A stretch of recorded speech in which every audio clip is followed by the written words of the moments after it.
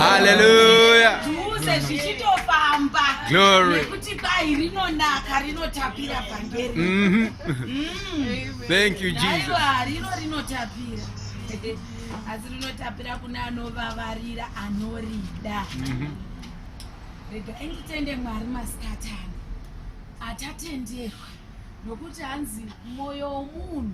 unoronga zvizhinji asi Mwari ndiye anozadzisa tsoka dzedu. Saka kuti uve pano hakusi kungwara. Pane nguva yekutoti unenge uchiti ndoda kuvapo but ugotadza kusvika. Asi nhasi ngatipe chipo chokuombe. Hallelujah, hallelujah. Glory. Amen. Regai tiite tichiti kakakaka. Hanzi kunamata Mwari ukuka. Hakusi kuti zvose wava mutserendende. Iko kutori vavarira kuda uchida kurirwa. Iwe unotamba. Rotapira bhati rekubairo. Hondo dzacho hanzi as long wakada kutevera Mwari ndizvoka. As long wakada kutevera Jesu Kristu kati ndiwe mambo nemukwanisa upenyu hwangu. Matambudziko acho antouya kuti tinyatsoona kuti wakamira iwe. Vamwe havazogoni kupucha pavanenge vachifanira kusvika nokuti zvinorema ende zvinowanika. Saka tinofanira kuramba tichingonyengeterera kusimbiswa. Kuti tisimbiswe tirambe takamira nekuti zvinotiwira. Wakamboona kuti paunenge une simba ndo panouya miedzo. Apo wamboti ukamboshingirira ukati ndakawapasa vachiti imwa mvura inodziya makuseni ndimbotsanya ndimbodini uri mufasting imomo ndo mainouya. Kwaivhara muromo wako ndakazviwa nezuro. But there is a secret behind closing your mouth. Itwa chituta uchizivako kuti une kwauri kunanga. Usateneswa murodhi yako nenyika iyi nekuti nyika inoda kuti paradza. Ngaindirege kupedza nguva yedu nekuti zvokadi tichambotofamba. Chinenge chandinacho panapa chinenge chinoda kuti timbokwinya nokuti tinoda kuti tiverenge shoko redu kubva kuna 2 Corinthians 10. 2 Corinthians 10 pa4. Mwari ari mubatsiri wedu pakunzwisisawo kuti shoko redu riri kufamba sei. Amen. Amen.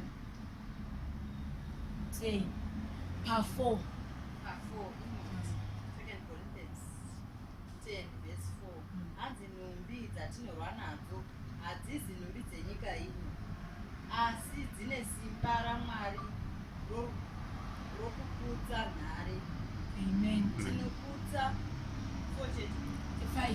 Ndai pa 5. Tinoputsa kukakavara nokunyengera kwose kunozvikudza kuchipikisa kuziva Mwari, uye tinotapa mifungo yose kuti titeerere Kristu. Amen. Amen. Maita madam andiya maverenga 2 Corinthians 10 pa4 handiti. Iri kuti iyo nokuti nhumbi dzedu dzokurwa nadzo hadzisi dzenyama asi dzine simba pamberi paMwari rokuputsa nhare. Isu tinowisira pasi mifungo yose isina maturo nezvose zvinokwiridza zvichipesana neruzivo rwaMwari. Hanzi chiko icho chichi chinoputsa zvese mifungo yenyama kana kuti chinoputsa zvinhu zvinotirwisa. Hanzi inhumbi dzokurwa nadzo. Hande kuna Ephesians 6. Ephesians 6 masvika madam pa Efeso 6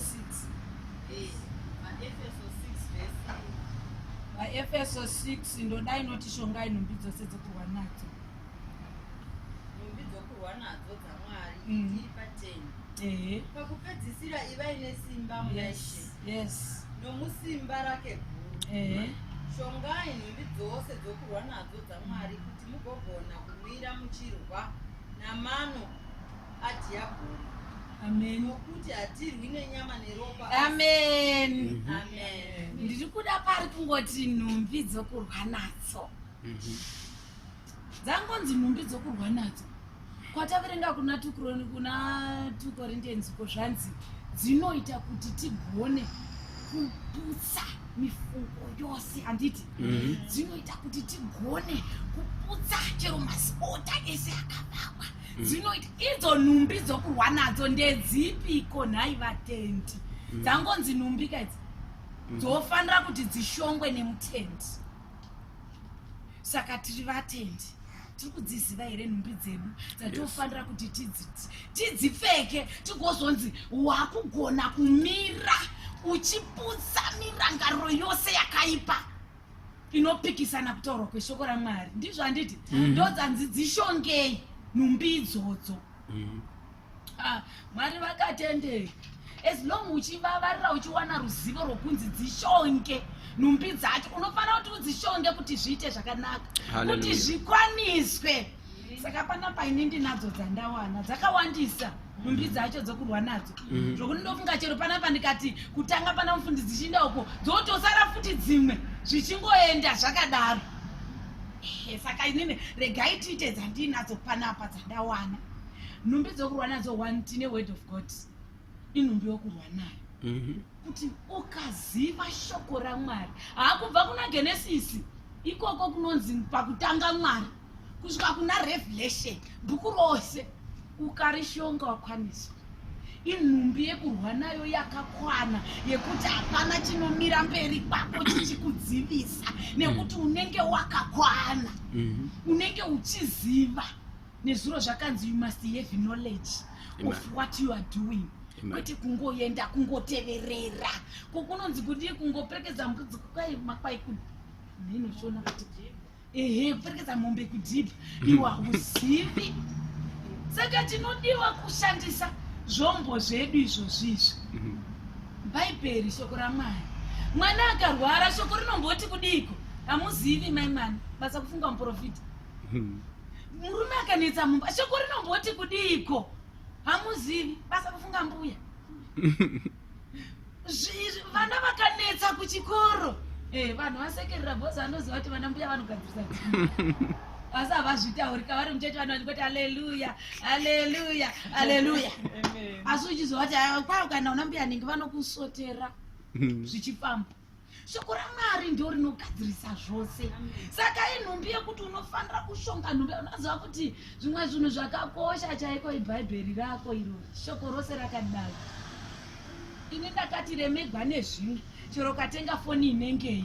Asi mupesi mako ngamuregwe kushaikwa bhaibheri. Yeah, that's true. Kwete bhaibheri rekunzi mete mudakwa wasuru achiti kwai kudahuna mufundisi akuti kuti shoko rive mauri. Ichokwadi. Amen.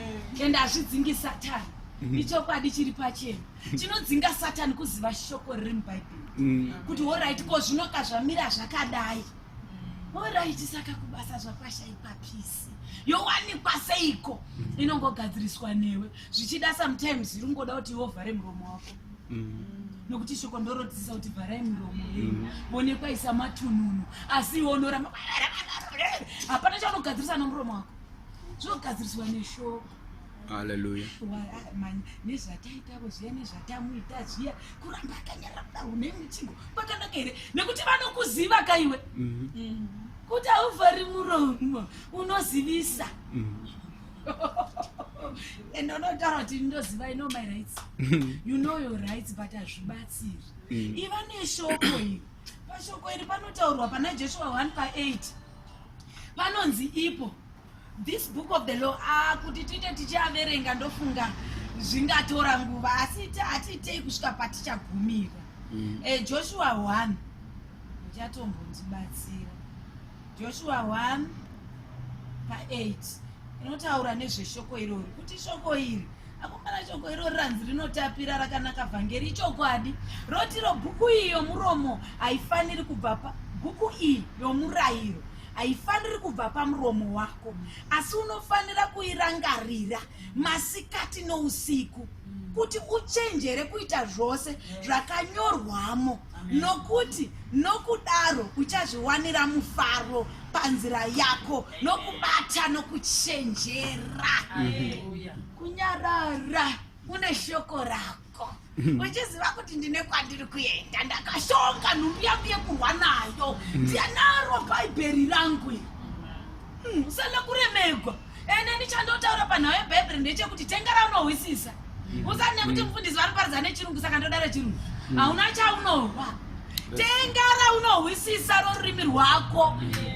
Kunze uko vakatigonera eshona azere, endevele azere, echirungu ariko, echitangani, zvisingoenda nokuti muri papi. Tengara unohwisisa kuti kana rikati shoko iri shona ndaihwa. Ndopo unozoziva uchimira uchiti aiwa, ini ndakashongwa ndakaibhuku iyi. Unoona zvakanakira kuva neshoko racho, unototaura no. Shoko rakanditi bhuku iyi yomurayiro ngaireke kubva pamuromo wangu. Kana woita zvisiri izvo paya, woda kupopota mai hana kuna baba hanako, haine mwe mungopedza mari, hamuzivi, hamugoni bhajeti, murume unotukwa kuita sokuti ndezvimwe zvinhu. Asi makangamwazve kudziva kuti bhuku iyi yakanzi isabva pamuri. Meditate it day and night. Unoona kutoti nguva itiri kuwana lunch hour ishoma. Uchitoti yakawanda ishoma shoma. Unofanira kuti pongowana nguva wotsvaka shoko rwaMwari uri kungoti kudiko uchivhura bhuku yako yomurayiro. Aripo mavhesi akawanda anotipa kuti takafanira ngotirarame shoko raMwari. Ndati inhumbi dzokurwa nadzo kazi word of God inokupa uchenjeri nenjere. Toda kuenda panhau yekutenda. Kutenda chaiko chaiko kuri mushoko raMwari. Kunomboti kudiko pamutendi wanhasi, kunomboti kudiko pamurimi mai vanhasi. Iko kutenda iri nhumbi yekurwa nayo yokuti paunenge wakamira unochitaura kuti ini ndakapfeka kutenda, handisuduruki. Imhepo dzinouya dzigodai, asi ndinoramba ndakamira nekuti ndinoziva kuti wandakatenda kwaari pai ndiye une maki ehadhesi ndizvo. Pai wakafira pamuchinjikwa akanoatora by force akabata so. Kureva kuti haufaniri kutya kana kuvhunduka. Tumhepo zvato tunongouya hatureki, asi iwe ziva kuti maki ndinavo. Come what may, my master is holding the keys. Saka inini neniwo mwana wake ndinavo maki. Come what may, therefore you are a liar. Wakamira mukutenda. Usingangoti pubri. Niti mwakamboparidza maibhilenda kuona inhasiwa mama mburovasi totenda Mwari. Ndakangoziva ndikati aiwa maibhule nekuti Mwari vakatida vakatiropafadza. Jaya redu rikainda kure kunostada lo. Saka maibhule ari kumbosanganisa. Vari pano tinao madzimai maloya muno isu. Avo vagera. Hallelujah. Medziko vanovatarisa kuti aiwa zvipi asi vana loya mba mavo. Inyasha dzaMwari. Saka aJehovah vakatendeka vachitaura kuti nesuwo tirambe takamira pakutenda. Saka pafaith apa regai tinde pana Hebrews 11 verse 6. Hebrews 11 verse 6. Mete mukaiwana kana wataiwana tingoita tichiti kavara. Nekuti nguva yedu inenge chatongotiitira jealous. Nekuti shoko racho rinotonakidza katotopinda munhumbi dzokurwa nadzo mufundisi. Tetotono ndogiya. Hallelujah. Yes. Inoti kudii mete. Uye pasina kutenda hazvibviri kufadza Mwari. Amen. Kuti ani nani anouya kwaari anofanira kutenda kuti ariko uye kuti anopa vanomutsvaka mumwoyo wose mubayiro wavo. Amen. That's right. As long uchimutsvaka nemwoyo wose. Usingawandiri, usingaiti zvokuti uonekwe naMedhi Charamba, usingaiti zvokuti mufundisi Vatikana ningasi kokuprezentimu hazvifambi, uchiziva kuti uri mutsvaka nemwoyo wose. Anotipa handiti, anotichengeta handiti. Saka miraka mukutenda unosunguruswa neiko. Saka chombozoita kuti pamwe vanogona pamwe havagoni chi. avakundikani wazvinzwa vakatendeka. Mira pakutenda chete uchiziva kuti uyu Mwari wandakada uyu ndiye una masimba wose. Why greater is he who is in me than he who is in the world. Hallelujah. Ndakambota ndikati chero nganga yaunozwa kuti inopinda mumvura ichibuda yakaoma haina simba. Iwe une simba rawira rawakapiwa riri kungoda chete kuti umire mukutenda uchitaura kuti haiwa mani simple thing. Kuvhara dhoo uchienda kwaunoenda kutaura zvangu zvakarongera wapinda imomo ndo anarimo unoona achingodzungaira kudai hairila level kai rekutenda. Unotoona kuti achibuda baba haindi kana pasina makii. Chero pana makii panopazwa. That's true. Chero pana makii wakakiya mwana unofira mumba. Murimo mai makaisa mapa. Ndakatomboseka this other day ndikati pfungwa dzedu vanhu dzakaoma. Zibhagila bhare rakanziti ronzi siki ronzi dhoo racho ronzi kii futi. Ndikati akomana manje nemuvhariro watinoita dhoo uyu vanangu hapana kana escape rutumba macho apa tobika negasi mumba korikaduka anditose tofira muno kungwara kwedu ikoko. Ndikaona kuti ndokungwara kwenyama. That's true. Izokwadi mahana kungwara kwenyama kune kungwara kwedenga. Chiro zvakanzi zviitike Jehovah vanozvimisa because uri wavo unokutenda. Unoziva kuti ndiMwari anochengetedza munhu, ndiMwari anotendera futi kuti ufe, ndiMwari. Iwe kana nguva yako yakwana enda, shoko wakariwa pano. Shoko riri kutaurwa iri vadikani kune kwarichashanda iri. That's true. Kune kwarichashanda mberuko. Usashingirira kuti Mwari handidi kufa. Kana nguva yekufa yakwana ifa. Shoko warihwa chauchiri kuda chi. Hallelujah. Mwari vana vachiri vadoko vaindambo vasvikawo zvakati vaindasiya vanenjere vaindasiya vakuziva vachiziva ichavanoziva. That's right. Ichavanoziva izvo zvavasuti mbanje uripo. That's right. Vaiti zvinonyangadza uripo. That's right. Hamazokuburai futi neBP vakura. That's right. Saka chaunoziva chiipapo itaura kuti Mwari dai vamudambo vasu shodai cho mufundisi dai ndambo vasusukira. Hallelujah. Unovasusukidza chiita unovasusukidza iwe. Hapana. Torera mbiri yose kuna Mwari. Glory. Utaura kuti ndinotenda kwamuri kuti muri Mwari. Kuda kwenyu ndiko ngakuitwe. Tadza kuvata musodzi pano uchichemera murume ndiwo wakambo iwo handi ndiyanga akati ndokuda kana aenda waenda. That's true. Udza Mwari vanogadzirisa. That's true. Hallelujah. Toni madzimai ari mukati mane matestimony. Yes. Anokuudza kuti kana ndezvaMwari izvi kana Jehovah vatendera zvinoitika wakamira mushoko. Mai mwana makatsanya 2 weeks. Yes. Magoinda. Chaiko kuti mushandire Mwari because kana aripo munovata sedahwa zivi kuti kuna Mwari akamatwa. That's right. Tumudoro zvokeringana baba ningi variko kutotadza kana kunokupariza kuti tomanyira baba ningi wakapuwa naMwari. Zvoinda zvibaba ningi zvokasara ungochema kwaindawo pauchaona kuti kudenga kuna Mwari. Kwaichero kukazi kuna musangano wavarume unoita sechatiakuendamo kasi kune musangano wemayuthi neni ndokakuenda unoendepi. Nguva yawaifanira kuti ungoisa kutenda kuna Mwari iripo. Hallelujah. Shandira Mwari zvakadaro. Hallelujah. No matter your situation, Hallelujah. no matter what happened in your life, Amen. kuti vana vanetsa, kuti vana vadini, kuti murume wazonetsa, kuti upenyu hwazooma, udza Mwari. Hallelujah. Isa kutenda kwako ngakukwirire. Ndogara nchiti vedu ngatikumbirire kuti kutenda kwedu rive level repamusoro.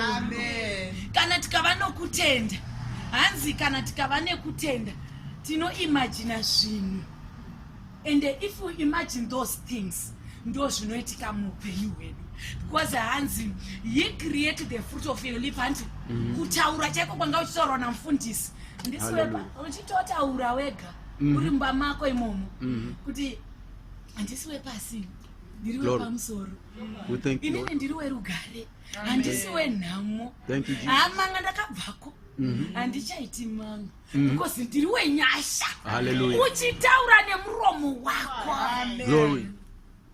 ndiri werudo kwaabundant love rudo gunotapira kwete gunovava kwekufungidzira zvinoita Jehovah vanoda muromo wako utaure then you live with that word havakundikani shoko rotaura kuti kuna matauku penzi kune vanovona asi kuna Jehovah ndozvavanotora wakapusa urimo chingonzi heavy faith ivanokutenda zvichitoita nekuti vaverenga pamaverenga imwanzi ndinodii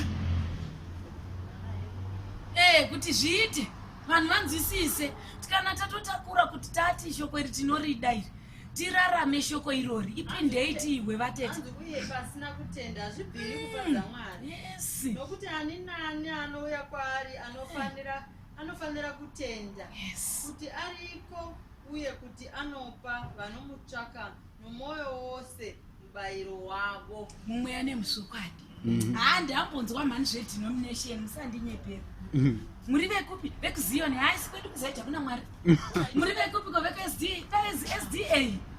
kana ava vanokurigwa nevekwedu kefm pambotaurwa zvedenomination here hapana pataurwa vanonamata Mwari mumweya nemuzvokwadi vachitenda koga kuti ndiye anovapa saka kuretana kwenyu kwabvepi tiveroma hativadi amuvadi huayu uri aniwo uri kutaura kuti veroma havaiti imwe munondinakidza hapa veroma havaiti hanatombogoni kuenda kumaroma kuyako asi hakuna shoko hakuna vachapinda denga kuroma sokoko kuti vekwenyu kuchechi ndiwo vanoziva Mwari stereki mayana kwai ndo kuna Mwari stereki kwenyu imi vaine shoko mukava neshoko mova nekutenda because hanzi nekutenda ikoko tichapiwa zvakatiringana nekutenda ikoko ende zivai kuti shoko iro ramuri kuhwa muchiuchirira maoko iko ndo rinokubhenai richikutambudzai munyika because munaro muri kuziva unofanira kumira panzvimbo kwaimira panzvimbo uchiziva kuti ndine kutenda kamuwatimei hapana anombondibvutira chiri changu saka ngatimirei mukutenda Mwari vachizviratidza kuti titore zvedu nezita raJesu amen pane shoko reloyalty kutendeseka chaiko nguva dzedu dzoenda tichazongokumbirawo mufundisi vagotitenderawo mamwe mazuva kuti mufundisi timbofamba nayo anonyora achinyora achiziva kuti kune kunoendwa kune kuti glory be to Jesus wakagara ipapa kuna kwakunoenda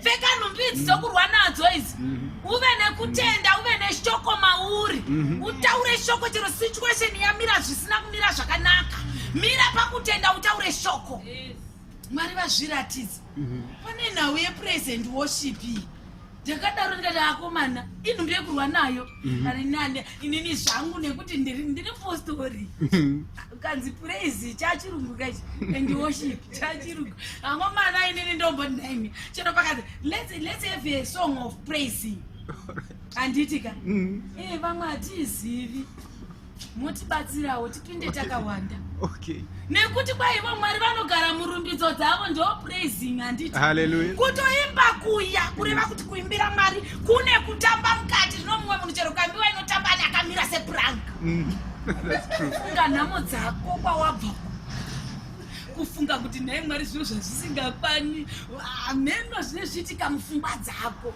kana wamira pakurumbidza mira pakurumbidza nguva iyoyo uchiziva kuti ivo Jehovah vanogara murumbidzo dzavo unoyambutswa nekurumbidza musina mbotaura shoko irori ratinotaura kuno kumberi kurumbidza chako kunzwa kuti apa ndazoimba song of praising unongozina fune ingotipewo kakasong kanotapira tinotodada nako but une voice ndezvako nokuti nguva ichakwane kuzonzi ko wakadziimbirepiko zvamai vane voice rekuimba mugere pabenchi mutadza kurumbidza Mwari pano. That's true. Ichokwadi zvinoti zvichaitika nguva ichakwana poita worshiping song. Indakangoziva kuti pa worshiping song ndikapinda sokuti ndotsvaka imi moga moyo wangu noshua nditarise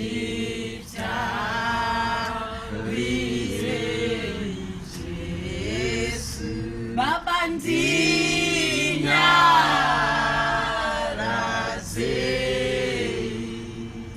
one thing inindiri nherera asi ini ndakati handisi nherera handisi nherera.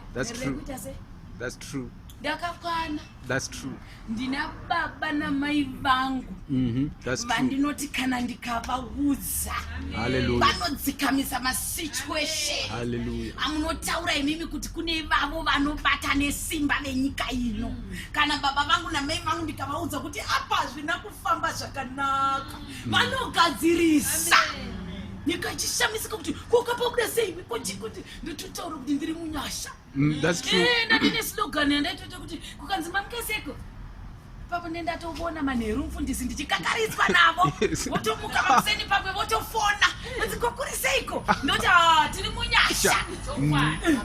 Muri munyasha. Ndakazodaro vamwe ndikati tiri munyasha isu ndandangotovaona manheru ka ndakati aiwa isu tiri munyasha svikai muri munyasha ndikati munyasha svikai mwana wangu ndokumbirawo ndinamatirewo ndikati glory be to Jesus. Hallelujah. Zviratidza nekuti vakatendeka. Ndakakakarisana navo usiku ndobva ndamuka ndikaimba ini zvazvinoita so kana ndikati kakarisanei navo pandinongoti ndichiburuka pambedha pandiregai ndimboudza Jehovha wangu ndinobva ndadomuka ndine kasongo mufundisi chero ndisingakazivi ndinokaimba kusvika palast stage. Hallelujah. Thank you Jesus. Glory. Ndikati naJehovha wangu uyu handikundikani ndakamira ende chandinoramba futi ndichiita kukumbira simba. Tirambai muchiende pasimba nekuti wakaipa anoda kuti adzime kumira musimba ikoko. Pandine vhesi randakazowana mufundisi handichanyatsozova kuti riri papi rikuna Paul rikandiudza kuti nenyasha idzodzo dzawakaitirwa kuti hanzi kutova nekutenda inyasha. Kune vasina kutenda vasingatombotendi kuti kuna Mwari. That's true. Tichigara navo tichirarama navo havatorina kutenda. Kwayo ukaona une rutendo gogo rutokotoko kwakadai wakaitigwa nyasha. That's true. Ndikati inine dzandakaitigwa mutokotoko dzakadai ndiri mukati. Kusvika ikoko chero ukaitei ndio paunozoona manifestation yesimba ramweya mutsvene zvakuita zvezvoitika live. Vanouya voga mufundisi vachitaura kuti aive nozivere zvakadai zvakadai shuwere nemi ipo Mwari vakataura newe. Saka Mwari ava ngatimirei musimba. Ndati ukawa usina simba rokunamata usiku rumbidza worship him usiku muka unamate. Thank you Lord. Uchiudza Mwari wako zvose zvinogadzirisa zvinotiremera zvogadzirisa pfungwa dzokuti watadza kuvata. Wambona ukavata wachichema unorota hope zinangana kumira zvakanaka ende zvawanga uchifunga izvozvo ndo zvinobuda. Unoona munhu wanga uchirwisana wanga uchinetsana naye pamwe uri kuchemera murume handitika unomuratidza negirlfriend 2 kana 3 kuti urasika plado. Saka ndo chiko ichi saka ndo zvipiko zviri kumboitikapo. Rumbidza chete